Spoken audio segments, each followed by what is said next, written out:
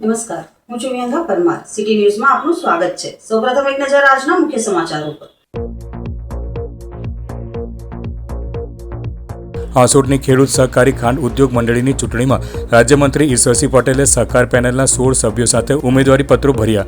ભરૂચના ધારાસભ્ય રમેશભાઈ મિસ્ત્રી, વાગરા ધારાસભ્ય અરુણસિંહ રાણા ઉપસ્થિત રહ્યા. રાજ્યમંત્રી ઈશ્વરસિંહ પટેલ સામે તેમના ભાઈ વલ્લભભાઈ પટેલે પણ મેદાનમાં ઉતરતા 10 વર્ષ બાદ ચૂંટણી યોજાઈ.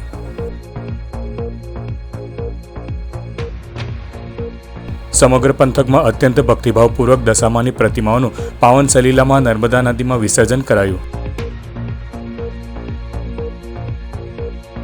ખેડૂત સહકારી ખાંડ ઉદ્યોગ પંડવાઈ સુગરની ચૂંટણીમાં રાજ્યમંત્રી ઈશ્વરસિંહ પટેલે પ્રાંત અધિકારી સમક્ષ પોતાની સહકારી પેનલના 16 સભ્યો સાથે ઉમેદવારી પત્રો ભર્યા હતા. સામે તેમના ભાઈ વલ્લભભાઈ પટેલે પણ મેદાનમાં ઉતરતા 10 વર્ષ બાદ ચૂંટણી યોજાઈ હતી. હાંસોટની પંડવાઈ શ્રી ખેડૂત સહકારી ખાંડ ઉદ્યોગ મંડળીની 5 સપ્ટેમ્બરે યોજાનારી મેનેજિંગ કમિટીની ચૂંટણીને ધ્યાનમાં લઈને રાજકીય ગરમાવો આવી ગયો છે.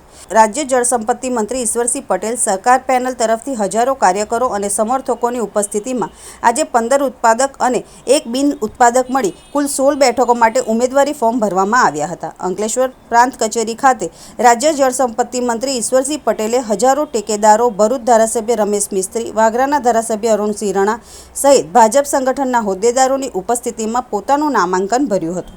સહકાર પેનલના રાજ્યમંત્રી ઈશ્વરસિંહ પટેલે જણાવ્યું હતું કે વર્ષ 1998થી જ્યારે તેમને આ ફેક્ટરીનો વહીવટ સોંપવામાં આવ્યો હતો ત્યારે પૂરતા પ્રમાણમાં શેરડી મળતી નહોતી અને ફેક્ટરી પર ₹40 કરોડનું દેવું હતું. ટૂંક જ સમયમાં દેવું ભરપાઈ કરીને ફેક્ટરીને દેવામાંથી મુક્ત કરી હતી. શરૂઆતમાં 2500 ટન ક્ષમતા ધરાવતા પ્લાન્ટનું વિસ્તરણ કરીને 5000 ટન સુધી પહોંચાડવામાં આવ્યું.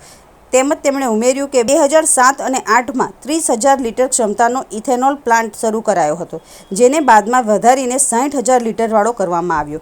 વિરોધી પેનલ પર પ્રહાર કરતા તેમણે જણાવ્યું હતું કે સામેની પેનલ પાસે 16 ઝોનમાંથી પૂરતા ઉમેદવાર પણ નથી અને માંડ 6 ઝોનમાં જ ફોર્મ ભરાયા છે. ભૂતકાળમાં જ્યાં ચૂંટણીમાં 80-20નો રેશિયો રહેતો હતો, ત્યાં આ વખતનો માહોલ જોતા તેમને સહકાર પેનલને 90% કરતાં વધુ સમર્થન મળશે. ઉલ્લેખનીય છે કે 6500 સભાસદો ધરાવતી પંડવાઈ સુગરની ચૂંટણીમાં રાજ્યકક્ષાના મંત્રી ઈશ્વરસિંહ સામે તેમના મોટાભાઈ વલ્લભ પટેલે પોતાની ઉમેદવારી સાથે પેનલ ઉતારી 12 ફોર્મ ભર્યા છે. આજે ફોર્મ ભરવાના છેલ્લા દિવસે કુલ 33 ફોર્મ ભરાયા હતા. સહકાર પેનલના ઉમેદવારો 5 બેઠકો પર બિનહરીફ રહ્યા હતા, જ્યારે 24મીએ ફોર્મ ચકાસણી અને ફોર્મ પરત ખેંચવાની છેલ્લી તારીખ 25 ઓગસ્ટે અંતિમ ચિત્ર સ્પષ્ટ થશે. મતદાન 5 સપ્ટેમ્બરે અને 6મીએ મત ગણતરી હાથ ધરાનાર છે. શ્રી ખેડૂત સહકારી ખાંડ ઉદ્યોગ મંડળી લિમિટેડ પંડવાઈની ઇલેક્શનની અંદર આજે અહીંયા અમારી સહકાર પેનલે 15 ઉત્પાદક, 1 બિન ઉત્પાદક, આમ 16 જેટલા ફોર્મ ભરીને આજે હજારોની સંખ્યામાં કાર્યકર્તાઓની સાથે આજે અહીંયા ફોર્મ ભરવામાં આવે. ત્યારે જે રીતે 1998થી આ સુગર ફેક્ટરીના વહીવટદાર તરીકે મને મૂકવામાં આવ્યો હતો, એ વખતે પૂરતા પ્રમાણમાં શેરડી પણ મળતી નહોતી. મેં જ્યારે 4/18માં તેના આગલા વર્ષની અંદર 1.5 લાખની આસપાસ જેવું પિરાણ થયું હતું. શરૂઆતના પહેલા જ વર્ષે 98-99માં 4 લાખ શેરડી પિલાણ કરીને એના બીજા જ વર્ષથી 5 લાખ ઉપર ક્રશિંગ કરીને સુગર ફેક્ટરીને જે 40 કરોડનું જે દેવું હતું એ દેવું ભરપાઈ કરીને 400 દેવું ભરપાઈ કરીને ફેક્ટરીને દેવામાંથી બહાર કાઢીને આ જે પ્લાન્ટ 2500 ટનનો જે હતો એનું એક્સપાન્શન કરીને 5000 ટનનો કરવામાં આવ્યો. 2007-8ની અંદર સુગર ફેક્ટરીમાં ઇથેનોલ પ્લાન્ટ નાખવામાં આવ્યો. ઇથેનોલ પ્લાન્ટ 1 વર્ષની અંદર બનાવીને 2008ની અંદર એને 30,000 લીટરનું જે પ્લાન હતો એને પણ આજે ડબલ કરીને 60,000 લીટરનો પ્લાન કરવામાં આવ્યો છે. છેલ્લા 25-28 વર્ષના ગાળામાં આ ફેક્ટરી વધુને વધુ આગળ વધે, સાથે સાથે સભાસદોને પણ સારા ભાવો મળે એ પ્રકારના કામ કરીને સભાસદોને પોષણ ભાવ આપવા માટેના પણ અમે કામો કરીને સભાસદોને ભાવ ઊંચા ભાવો પણ અમે આપ્યા છે. આવનારા દિવસોની અંદર પણ આ સુગર ફેક્ટરી દ્વારા અમારી જે ટીમ છે એ ટીમ થકી અમે આવનારા દિવસોની અંદર પણ ફેક્ટરીની અંદર કરકસરયુક્ત વહીવટ કરીને ખેડૂતોને સારા ભાવ મળે એ માટેના મારા પ્રયત્નો છે. સામેના જે ઉમેદવારો જે પેનલોમાં જે ઊભા રહ્યા છે એમને ઉમેદવારો મળતા નથી. માંડ 6 ઝોનની અંદર 16 ઝોન પૈકી માત્ર 6 ઝોનની અંદર એમણે ફોર્મ ભર્યા છે ને એમાં પણ ઘણા લોકોને તો બળજબરીથી આ ફોર્મ ભરવામાં આવ્યા છે. ત્યારે હું એટલું જ કહીશ કે જે રીતે વર્ષોથી જે 80-20નો રેશિયો હતો કે 80% મતો અમારી પેનલે મળે છે, અમે 20% મતો મળે છે, પરંતુ આ વખતનો માહોલ જોતા એમ કહું છું કે 90% મતો અમારી પેનલે મળશે, માત્ર 10% મતો જ સામેની પેનલમાં મળવાના છે. ત્યારે હજી પણ એમને કહું છું કે આ જે કંઈક ઇલેક્શન થવાનું છે એમાં જે ખર્ચો થવાનો છે એ ખર્ચ જે છે એ સુગર ફેક્ટરીનું ભરણ જે આવવાનું છે, ત્યારે એ લોકોને પણ મિત્રોને હું વિનંતી કરું છું કે આ સભાસદોના પૈસા ખોટા ઇલેક્શનની અંદર ન જાય અને ખોટો ખર્ચો ન થાય એ માટે એ લોકોને ભગવાન સદબુદ્ધિ આપે. દશામાના વ્રતની પૂર્ણાહુતિ નિમિત્તે મૂર્તિઓનું રાત્રે 12 વાગ્યે આરતી બાદ નર્મદા નદીના પાવનજળમાં વિસર્જન કરવામાં આવ્યું હતું. કુકરવાડા નર્મદા ઘાટ ખાતે મૂર્તિ વિસર્જન માટે વિશેષ તૈયારીઓ કરવામાં આવી હતી. મોટી સંખ્યામાં ભક્તો વિસર્જન માટે ઉમટી પડતા ઘાટ પર મેળા જેવો માહોલ જોવા મળ્યો હતો. સમગ્ર વ્યવસ્થા સુચારુ રીતે જળવાઈ રહે તે માટે પોલીસ વિભાગ દ્વારા ચુસ્ત બંદોબસ્ત ગોઠવવામાં આવ્યો હતો. નર્મદા નદીમાં કચરો ન જાય તે હેતુથી ખાસ કચરા વાનની પણ વ્યવસ્થા કરવામાં આવી હતી. સામાજિક સંસ્થાઓ દ્વારા પર્યાવરણની જાળવણીને ધ્યાનમાં રાખીને માત્ર દશામાની મૂર્તિનું જ નદીમાં વિસર્જન કરવામાં આવ્યું હતું. વિસર્જન માટે આવેલા ભક્તો માટે સેવાભાવી સંસ્થાઓ દ્વારા ચા, નાસ્તા અને ફરાળની વ્યવસ્થા પણ કરવામાં આવી હતી. સમગ્ર કાર્યક્રમ દરમિયાન ભક્તોમાં ભારે ઉત્સાહ અને શ્રદ્ધાનો માહોલ જોવા મળ્યો હતો. આ તરફ જાડેશ્વર વિસ્તારમાં આવેલ નર્મદા પાર્ક ખાતે પણ પાવન સલીલામાં નર્મદામાં દશામાની મૂર્તિઓનું વિસર્જન કરવામાં આવ્યું હતું. તંત્ર દ્વારા વિસર્જન માટે તમામ તૈયારીઓ કરવામાં આવી હતી. ભારે હૈયે ભક્તોએ દશામાની મૂર્તિઓનું નર્મદા નદીમાં વિસર્જન કર્યું હતું. આજે જાડેશ્વર નર્મદા ગાર્ડનના ઘાટ ખાતે દશામાની મૂર્તિનું વિસર્જનનું આયોજન વીએનપી ફાઉન્ડેશન અને જાડેશ્વર ગ્રામ પંચાયતના સંયુક્ત પ્રયાસથી થયું હતું, જેમાં અત્યારે હાલ 5 વાગ્યા સુધીને લગભગ 5000થી પણ વધુ દશામાની નાની મોટી પ્રતિમાઓનું વિસર્જન થઈ ચૂક્યું છે.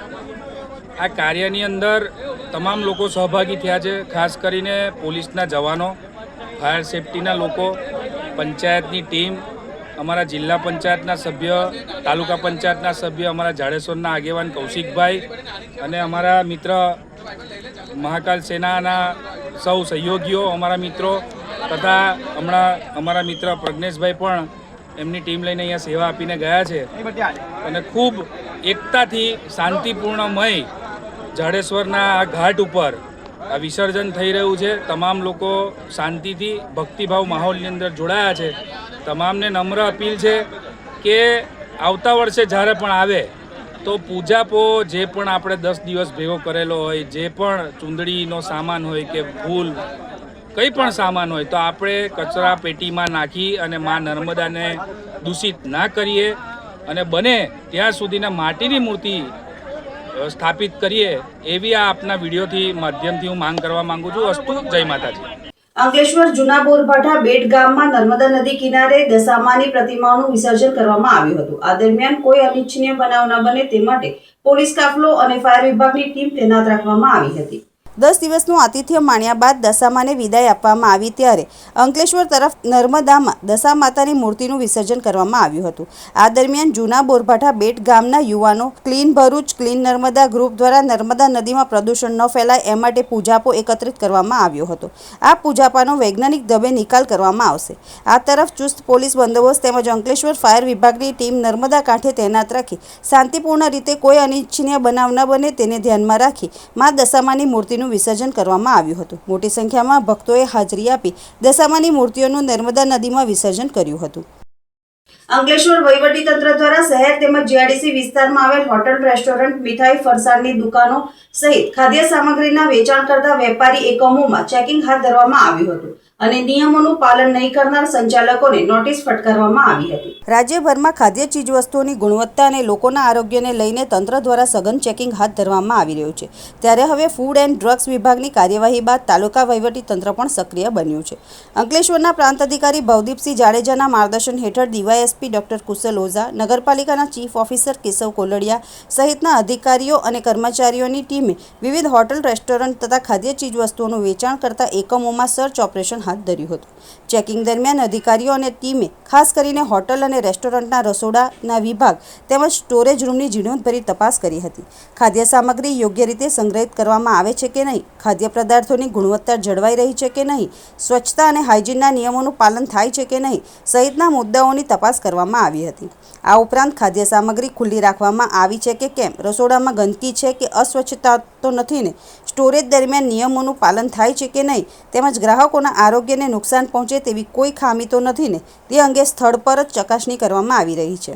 આ દરમિયાન નિયમો અને સ્વચ્છતાના માપદંડમાં ખામી જણાઈ આવેલી હોટલો, મીઠાઈ ફરસાણની દુકાનો તથા અન્ય ખાદ્ય સામગ્રીના વેપારીઓ સામે તંત્ર દ્વારા સંચાલકોને નોટિસ પાઠવી ખાદ્ય સુરક્ષા અને સ્વચ્છતાના નિયમોનું કડક પાલન કરવા તાકીદ કરવામાં આવી છે. વહીવટીતંત્ર દ્વારા વેપારીઓને સ્પષ્ટ ચેતવણી આપવામાં આવી હતી કે ખાદ્ય ચીજવસ્તુઓના સંગ્રહ, તૈયાર કરવા અને વેચાણ દરમિયાન આરોગ્યલક્ષી નિયમોનું ઉલ્લંઘન કોઈપણ સંજોગોમાં ચલાવી લેવામાં આવશે નહીં. ભવિષ્યમાં પણ આવી અચાનક તપાસો ચાલુ રાખવામાં આવશે અને નિયમ ભંગ કરનાર એકમો સામે વધુ કડક કાર્યવાહી કરવામાં આવશે. આજરોજ તારીખ 22 ઓગસ્ટ 2026ના રોજ માનનીય કલેક્ટરશ્રી તેમજ સરકારશ્રીની સૂચના મુજબ તમામ હોટલ, રેસ્ટોરન્ટના આકસ્મિક તપાસણી કરવાના હુકમ થયેલ છે. જે અંતર્ગત અમોએ અંકલેશ્વર શહેર વિસ્તારમાં, જીઆઈડીસી વિસ્તારમાં આવેલી હોટલો તેમજ વિવિધ ફૂડ પ્રોડક્ટ્સ વેચતી દુકાનો અને એમની વિઝિટ કરી એઓને નોટિસ બાબતની નોટિસો પણ આજે આપવામાં આવેલ છે. તો તમામને અનુરોધ છે કે કાયદાકીય અને નિયમ મુજબનું ફૂડ પ્રોડક્ટ્સનું વેચાણ કરવું. નર્મદા જિલ્લાના ડેડિયાપાડા તાલુકાની કુંભાર ગામ, જ્યાં આજના ડિજિટલ યુગમાં પણ ગ્રામજનો મોબાઈલ નેટવર્કને કારણે પરેશાન છે. આ મામલે આંતરરાષ્ટ્રીય માનવ અધિકાર સુરક્ષા પરિષદ દ્વારા તંત્ર સમક્ષ લેખિત રજૂઆત કરવામાં આવી છે. કુંભાર ગામ અને આસપાસના વિસ્તારમાં વર્ષોથી મોબાઈલ નેટવર્કની ગંભીર સમસ્યા છે. નેટવર્કના અભાવે ગ્રામજનોને ઓનલાઈન શિક્ષણ, સરકારી સેવાઓ, બેન્કિંગ અને ડિજિટલ પેમેન્ટ સહિતની જરૂરી સેવાઓમાં ભારે હાલાકીનો સામનો કરવો પડી રહ્યો છે.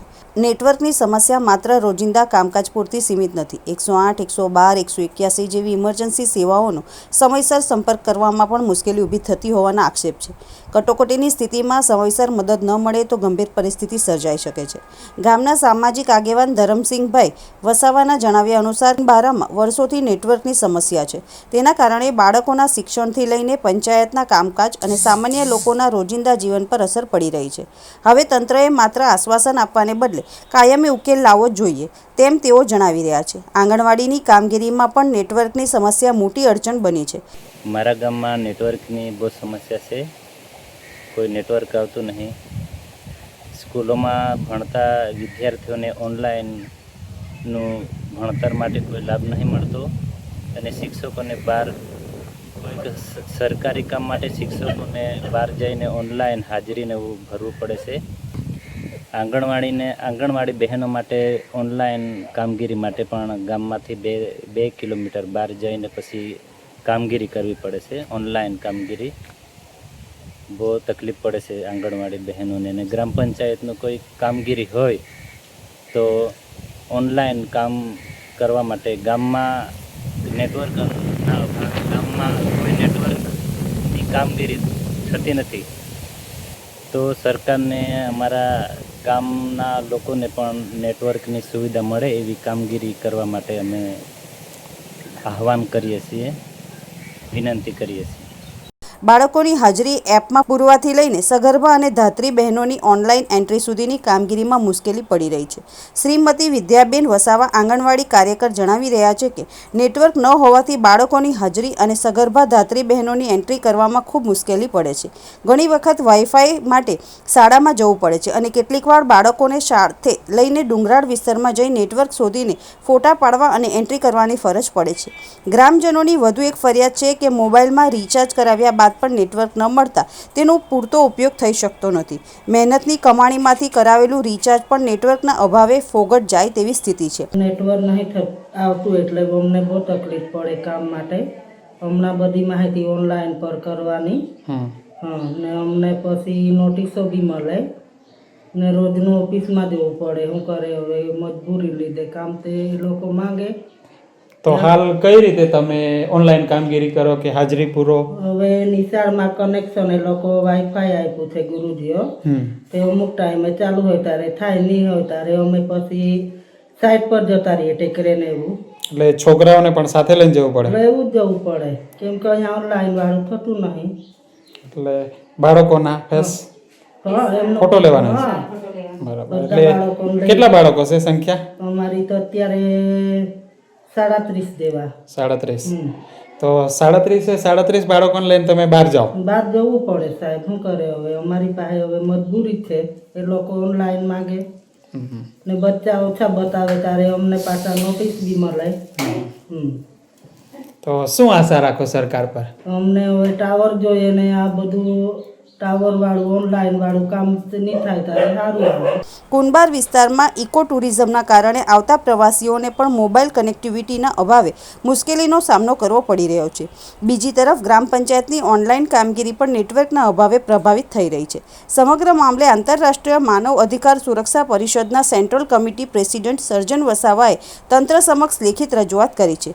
રજૂઆતમાં સંબંધિત મોબાઈલ કંપનીઓને સમય મર્યાદામાં નેટવર્ક સુધારવા માટે જરૂરી કાર્યવાહી કરવાની તેમજ તંત્ર દ્વારા કરવામાં આવેલ કાર્યવાહી અંગે લેખિત એક્શન ટેકન રિપોર્ટ આપવાની પણ માંગ કરવામાં આવી છે. ડિજિટલ યુગમાં પણ કુંભારાના ગ્રામજનો મોબાઈલ નેટવર્ક જેવી પાયાની સુવિધા માટે સંઘર્ષ કરી રહ્યા છે. શિક્ષણ, આંગણવાડી, પંચાયત, ઇમરજન્સી સેવા અને ઇકો ટુરિઝમ દરેક ક્ષેત્રે નેટવર્કની અસર જોવા મળી રહી છે. ત્યારે હવે સવાલ એ છે કે વર્ષોથી ચાલતી આ સમસ્યાનો કાયમી ઉકેલ તંત્ર ક્યારે લાવશે? અંકલેશ્વર તાલુકાના સેનપુર ગામે કેશુબાપાની વાડીમાં દીપડો અવારનવાર દેખાતા પાંજરું ગોઠવ્યા બાદ દીપડો પાંજરે પુરાતા ગ્રામજનોએ રાહત અનુભવી હતી. દીપડાની વારંવારની અવરજવરને પગલે ગ્રામજનો દ્વારા વન વિભાગને જાણ કરવામાં આવી હતી. વન વિભાગની ટીમ દ્વારા કેશુબાપાની વાડી નજીક દીપડાને પકડવા માટે પાંજરું ગોઠવવામાં આવ્યું હતું. આ દરમિયાન આજરોજ રાત્રિના સમયે દીપડો પાંજરામાં પુરાઈ ગયો હતો. દીપડો પાંજરે પુરાતા વન વિભાગની ટીમે જેને કબજે લઈ આગળની કાર્યવાહી હાથ ધરી છે. દીપડો પકડાઈ જતા સેનપુર સહિત આસપાસના ગ્રામ્ય વિસ્તારોના ખેડૂતો અને ગ્રામજનોએ રાહતનો શ્વાસ લીધો છે. છેલ્લા કેટલાય સમયથી દીપડાની હાજરીને કારણે ખેતરમાં જતા ખેડૂતોમાં ભય જોવા મળતો હતો. જ્યારે દીપડો પકડાઈ જતા હાલ પૂરતી ભયની સ્થિતિમાં રાહત મળી છે. અંકલેશ્વરના ગડખોલ ગામમાં સિદ્ધેશ્વરી યુવક મંડળ દ્વારા આયોજિત ગણેશ મહોત્સવ અંતર્ગત બાપાની પ્રતિમાની ભવ્ય આગમન યાત્રા નીકળી હતી. અંકલેશ્વર તાલુકાના ગડખોલ ગામમાં સિદ્ધેશ્વરી યુવક મંડળ દ્વારા ગણપતિ બાપાનું ભવ્ય આગમન કરવામાં આવ્યું હતું. નર્મદા હોસ્પિટલથી ગડખોલ ગામ સુધી ગણપતિ બાપાની ભવ્ય આગમન યાત્રા યોજાઈ હતી. આગમન યાત્રામાં ડીજેના તાલે યુવાઓ સહિત ભાવિ ભક્તોએ ઉત્સાહભેર ભાગ લીધો હતો. યાત્રા દરમિયાન ભવ્ય આતશબાજી કરવામાં આવતા સમગ્ર માહોલ ગણેશમય બની ગયો હતો. ગણપતિ બાપાના દર્શન અને આગમન યાત્રામાં મોટી સંખ્યામાં ભાવિ ભક્તો જોડાયા હતા. ભક્તોએ જયઘોષ સાથે બાપાનું ભાવભેર સ્વાગત કર્યું હતું. સિદ્ધેશ્વરી યુવક મંડળના કાર્યકરો દ્વારા આગમન યાત્રાને સફળ બનાવવા માટે સુંદર આયોજન કરવામાં આવ્યું હતું. જય શ્રી ગણેશા વિઘ્નહર્તા 2026 સમગ્ર અંકલેશ્વર તાલુકા શહેર ખાતે આજે સર્વપ્રથમ દિવ્ય શોભાયાત્રા જ્યારે ગણેશજીની આગમન થઈ રહ્યા છે તો વિઘ્નહર્તાને પ્રાર્થના કરીએ આવનારું વર્ષ સમગ્ર અંકલેશ્વર વાસી ગડખોલ વાસીઓ માટે વિઘ્નહર્તા સર્વે દુઃખો હરી લે.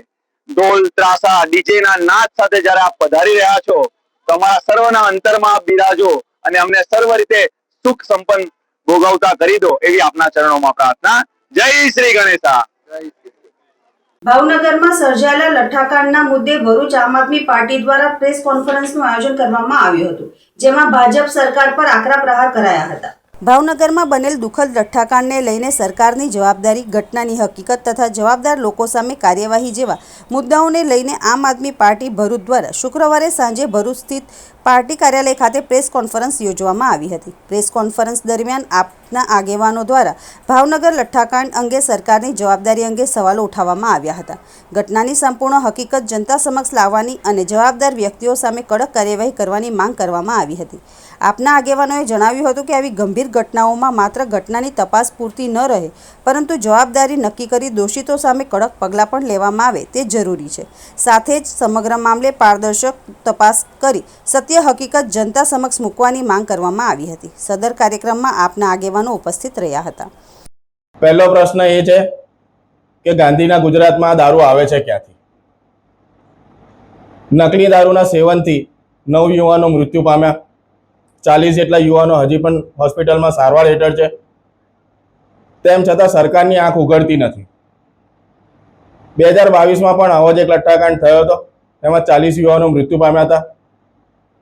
સરકારે તે સમયે એસઆઈટીની રચના કરી અને બસ ચોપડા ખોલ્યા, બંધ કર્યા અને કેસ પૂરો કરી દીધો.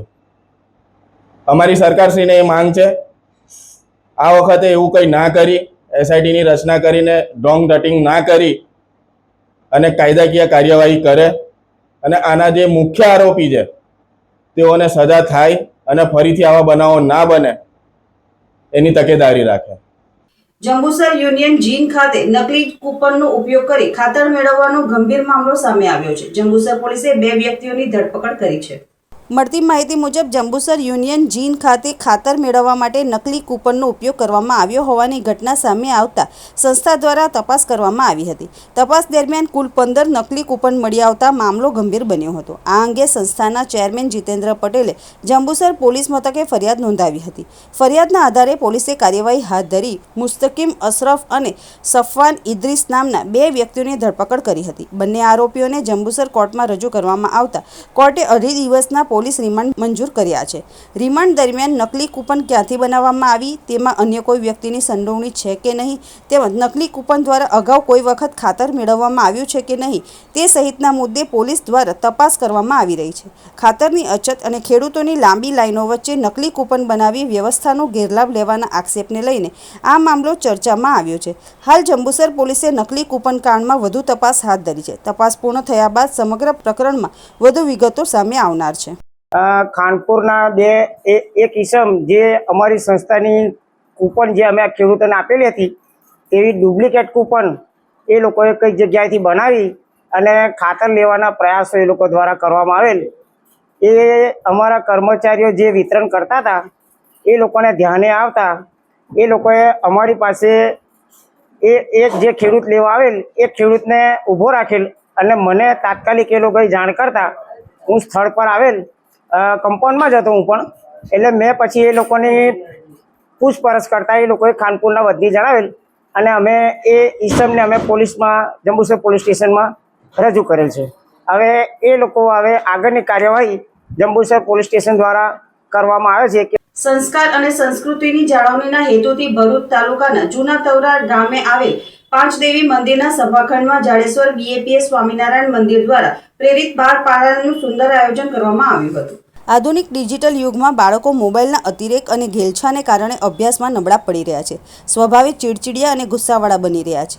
આ પરિસ્થિતિને ધ્યાનમાં રાખીને જાડેશ્વર BAPSના સંતો અને કાર્યકર્તાઓ દ્વારા બાળકોમાં સંસ્કાર સિંચન થાય તે માટે વિશેષ માર્ગદર્શન અપાયું હતું. જૂના તવરા ખાતે કાર્યક્રમ દરમિયાન નાટકો, કૃષ્ણ અર્જુનના દ્રષ્ટાંતો અને વિડીયોગ્રાફીના માધ્યમથી બાળકોને મોબાઈલના સદુપયોગ તેમજ તેની લતમાંથી મુક્ત રહેવાની સરળ સમજ આપવામાં આવી હતી. આ ઉપરાંત સમાજમાં કેવી રીતે રહેવું, માતા પિતાને વડીલો સાથે કેવો વ્યવહાર કરવો અને સંસ્કૃતિનું જતન કેવી રીતે કરવું તે અંગે પ્રેરક માર્ગદર્શન પૂરું પાડવામાં આવ્યું હતું. પૂજન અર્ચન અને મહાઆરતી સાથે યોજાયેલ આ બાળ સભામાં જૂના તવરા ગામના મોટી સંખ્યામાં બાળકો જોડાયા હતા.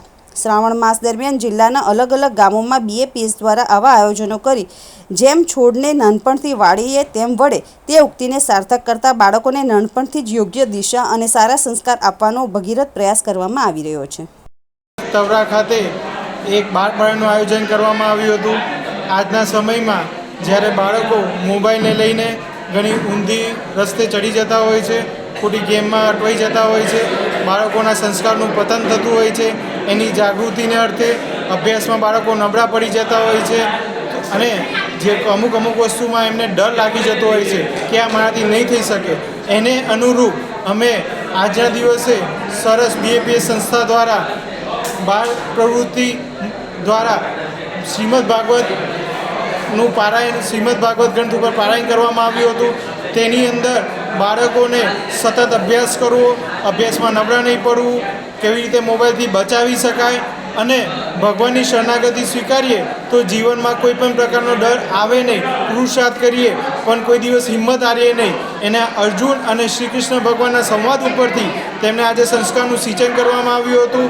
આની અંદર બધા બાળકોએ ઘણો ઉત્સાહભેર ભાગ લીધો હતો અને બાળકો દ્વારા વિવિધ રજૂઆત કરવામાં આવી હતી, સંવાદો રજૂ કરવામાં આવ્યા હતા અને એક પાત્ર અભિનય પણ ભજવવામાં આવ્યા હતા. ભાવનગર લઠ્ઠાકાંડમાં જીવ ગુમાવ્યા અને પરિવારો અનાથ બન્યા તેમના ન્યાય અને ગૃહમંત્રીના રાજીનામાની માંગ સાથે આમ આદમી પાર્ટીએ સમગ્ર ગુજરાતમાં કલેક્ટર કચેરી સામે વિરોધ પ્રદર્શન કર્યું હતું. જે અંતર્ગત નર્મદા જિલ્લા ખાતે પણ આમ આદમી પાર્ટી દ્વારા વિરોધ પ્રદર્શનનો કાર્યક્રમ યોજાયો હતો, જેમાં આમ આદમી પાર્ટીના પ્રદેશ સંગઠન મંત્રી અને નર્મદા જિલ્લા પ્રમુખ નિરંજન વસાવા સહિત મોટી સંખ્યામાં પદાધિકારીઓ અને કાર્યકર્તાઓ ઉપસ્થિત રહ્યા હતા। આ કાર્યક્રમ દરમિયાન આમ આદમી પાર્ટીના નેતા નિરંજન વસાવાએ જણાવ્યું હતું કે ગુજરાતના તમામ વિસ્તારોમાં લઠ્ઠાકાંડ થાય છે, લોકો મૃત્યુ પામે છે કારણ કે દારૂબંધી નામની જ છે। ગુજરાતમાં ખુલ્લેઆમ દેશી દારૂ, ઇંગ્લિશ દારૂ સાથે સાથે નકલી દારૂ પણ વેચાય છે, જેના કારણે લઠ્ઠાકાંડ થાય છે। ગુજરાતમાં ફેક્ટરીઓ આટલા મોટા પ્રમાણમાં દારૂ કઈ રીતે બનાવે છે? સામાન્ય અને ગરીબ લોકો નકલી દારૂ પીને મોતને ભેટે છે। આ લઠ્ઠાકાંડમાં 9 થી 10 વ્યક્તિ મૃત્યુ પામ્યા, એનો જવાબદાર કોણ? આજે લોકો મૃત્યુ પામી રહેલા છે। આજે દારૂબંધી એ ફક્ત નામ જ છે। આજે દારૂ તો નકલી મળે જ છે, પણ એની સાથે સાથે આ દારૂબંધી જે ગુજરાતમાં છે એ પણ ક્યાંક ને ક્યાંક નકલી છે। જો ખરેખર દારૂબંધી હોત તો આજે ગુજરાતના દરેક છેવાડાના ગામડાઓમાં, આજે ગુજરાતના દરેક પોલીસ સ્ટેશનથી 200-500 મીટરના અંતરે ખુલ્લે આમ દેશી દારૂ, ઇંગ્લિશ દારૂ, જે નકલી દારૂ છે એ મળે છે। એના લીધે આ લઠ્ઠાકાંડ થાય છે। અને આજે જે આ બનાવનારી ફેક્ટરીઓ છે એ કેવી રીતે આટલા મોટા પ્રમાણમાં આ દારૂ એ બનાવે છે? ભારતીય જનતા પાર્ટીમાં બેઠેલા નેતાઓ, પદ અધિકારીઓ, એમના કાર્યકર્તાઓ ખુલ્લે આમ દારૂનો ધંધો કરે છે, દારૂ સપ્લાય કરે છે। ગુજરાતમાં આજે એટલા અલગ અલગ વિસ્તારોમાં જે રાજ્યો આવેલા છે, જે ચેકપોસ્ટો છે, આજે કોઈ ગાડી પકડવાની હોય, કોઈ બાઇક પકડવાની હોય તો હેલ્મેટ નથી, પીયુસી નથી, લાયસન્સ નથી, એમ કરીને એક 2 વ્હીલર બાઇક પકડે છે। તો ભાઈ આટલા બધા નાકા આવેલા છે, તેમ છતાં ગુજરાતમાં આ છેડેથી લઈ અને પેલા છેડે એ કઈ રીતે દારૂ જાય છે? અંતમાં મુખ્ય સમાચારો પર ફરી એક નજર। હાંસોટની ખેડૂત સહકારી ખાંડ ઉદ્યોગ મંડળીની ચૂંટણીમાં રાજ્યમંત્રી ઈશ્વરસિંહ પટેલે સહકાર પેનલના 16 સભ્યો સાથે ઉમેદવારી પત્રો ભર્યા। ભરૂચના ધારાસભ્ય રમેશભાઈ મિસ્ત્રી, વાગરા ધારાસભ્ય અરુણસિંહ રાણા ઉપસ્થિત રહ્યા। રાજ્યમંત્રી ઈશ્વરસિંહ પટેલ સામે તેમના ભાઈ વલ્લભભાઈ પટેલે પણ મેદાનમાં ઉતરતા 10 વર્ષ બાદ ચૂંટણી યોજાઈ।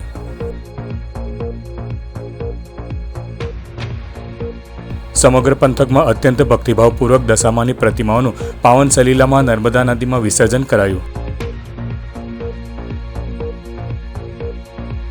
આજના સિટી ન્યૂઝ સમાપ્ત થયા। નવીન સમાચારો સાથે ફરી મળીશું। નમસ્કાર।